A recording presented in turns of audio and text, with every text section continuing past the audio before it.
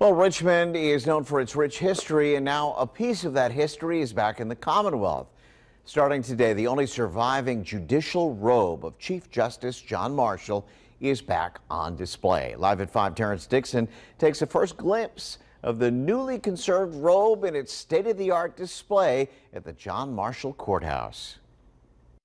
Since the early 2000s, the John Marshall robe was taken down because it was too fragile.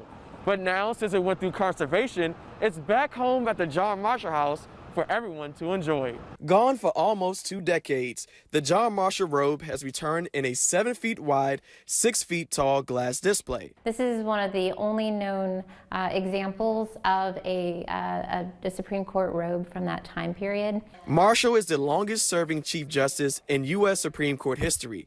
He served for 34 years between 1801 and 1835. This robe is a focal point of the John Marshall House new exhibit called the Conservation and Legacy of Marshall Supreme Court Robe. In our exhibit, we talk about the conservation process and the history of the robe, but also, again, its legacy as a witness object. John Marshall is widely considered the most important and influential Supreme Court justice in U.S. history, and his black robe is the symbol of change he made. John Marshall wore this robe when he was deliberating some of the most important cases that shaped really our entire government. The robe recently went through some conservation work, a surviving witness to influential moments in early American history. The swearing in of 5 presidents on different occasions, the peaceful transfer of power, the creation of federal Indian law. And now it's home, sitting inside the John Marshall House along East Marshall Street downtown, where Marshall lived for much of his life. This house is truly a gem in the middle of the city.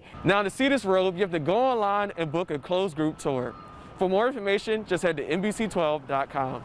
On your side, Terrence Dixon, NBC 12. Accurate, reliable.